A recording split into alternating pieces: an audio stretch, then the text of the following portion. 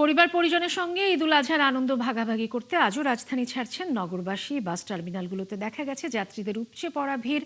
সড়ক পথে ঈদযাত্রার আরও তথ্য নিয়ে আমাদের সাথে যুক্ত হচ্ছেন সহকর্মী সাজিদ সরকার।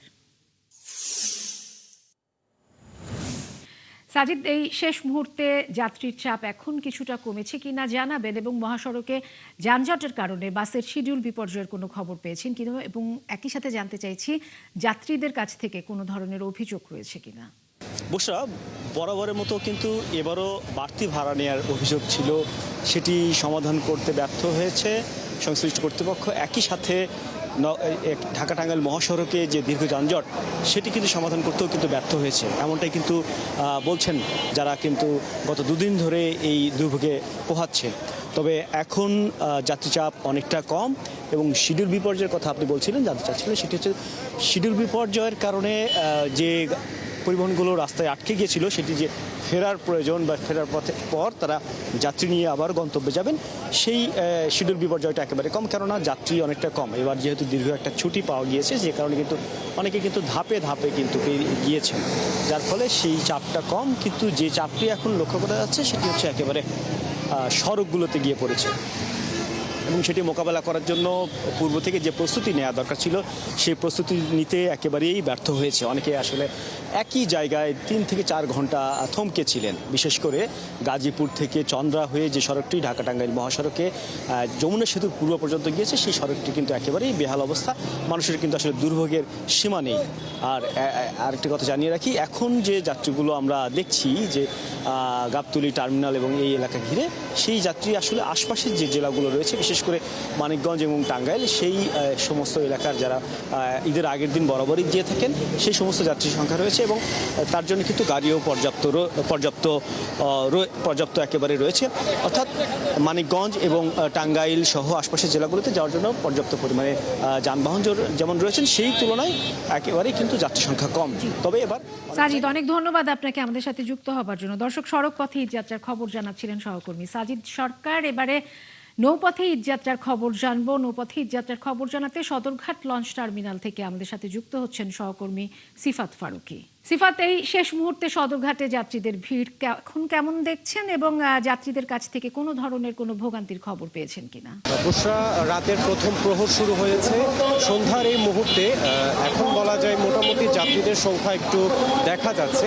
মধ্যরাত পর্যন্ত লঞ্চ চলবে।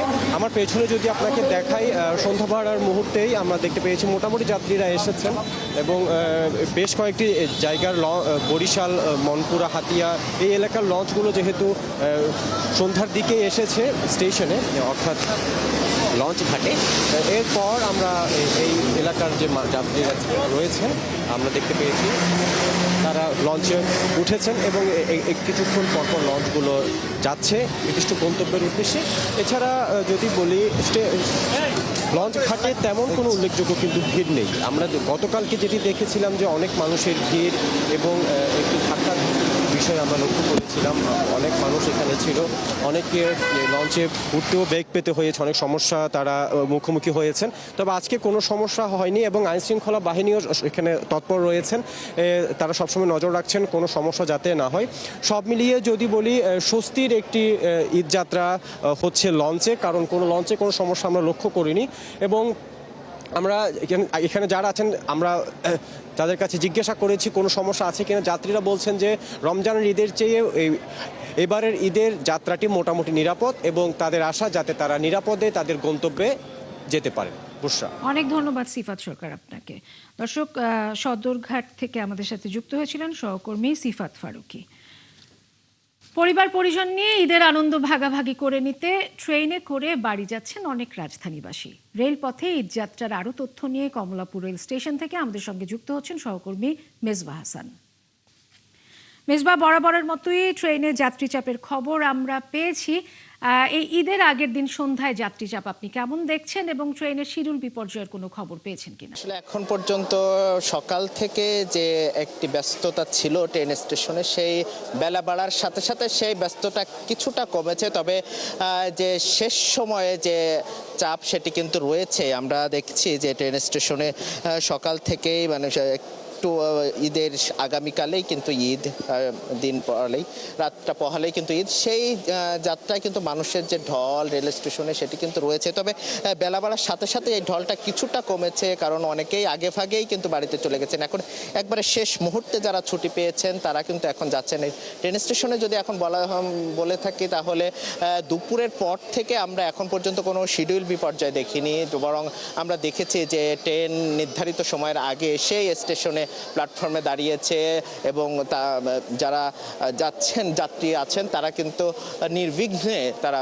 যাত্রা করতে পেরেছেন। আমরা দেখেছি এখানে অপেক্ষমান অনেক যাত্রী আছেন, তারা কিন্তু অনেক আগে থেকে এখানে বসেছেন। আমরা কিছুক্ষণ আগে কয়েকজন যাত্রীর সাথে কথা বলছিলাম, রাত 9:30টায় ট্রেন তাদের লালমনিরহাট যাবেন, কিন্তু তারা কিন্তু এখানে এসে বসে আছেন। আজকে যে আসলে পরিবার পরিজনের সাথে যে ঈদের আনন্দঘন মুহূর্তকে সে ভাগাভাগি করে নেওয়ার জন্য কিন্তু আগে ভাগেই অনেকের প্রস্তুতি ছিল, কিন্তু ব্যস্ততার কারণে একবারে শেষ সময়ে এসে কিন্তু তারা এখনো পর্যন্ত যাচ্ছেন। যদিও বলে থাকে সকাল থেকে বা গেল 2-3 দিনে যে কিছুটা ভোগান্তি ছিল সেই ভোগান্তিটা কিছুটা কমেছে। তবে এখন আমরা দেখেছি যে ট্রেনের যে বাড়তি ভাড়ার অভিযোগ এবং কালোবাজারের উপরে অনেকেই কিন্তু অনলাইনে টিকিট না পেয়ে বাইরে থেকে টিকিট ক্রয় করেছেন এবং দ্বিগুণ দামেও কিনতে হয়েছে, এরকম অভিযোগ আমরা যাত্রীদের কাছ থেকে পেয়েছি। যদিও এখন পর্যন্ত বিকেলের পর থেকে কিন্তু স্বাভাবিক রয়েছে, শিডিউল কোনো বিপর্যয় হয়নি, একই সাথে স্বস্তিদায়ক যাত্রা হয়েছে। তবে ভাড়ার ক্ষেত্রে আমরা দেখেছি যে অনেক ক্ষেত্রে কিন্তু অনেক দ্বিগুণ দামে কিন্তু টিকিট কিন্তু সংগ্রহ করতে হয়েছে। সবকিছু মিলে যে রেল যাত্রার যে সার্বিক যেটি সেটা স্বস্তিদায়ক হলেও বাড়তি ভাড়ার যে অভিযোগ আছে সেটি তো আছেই, একই সাথে স্বাচ্ছন্দ্যে কিন্তু সাধারণ মানুষরা কিন্তু বাড়ি ফিরতে পারছেন এবং সাধারণ মানুষের সেই প্রিয় মানুষের কাছে ঈদের মেজবা হাসান, অনেক ধন্যবাদ আপনাকে আমাদের সাথে যুক্ত হবার জন্য। দর্শক, কমলাপুর রেল স্টেশন থেকে ঈদ যাত্রার খবর জানাচ্ছিলেন সহকর্মী মেজবা হাসান।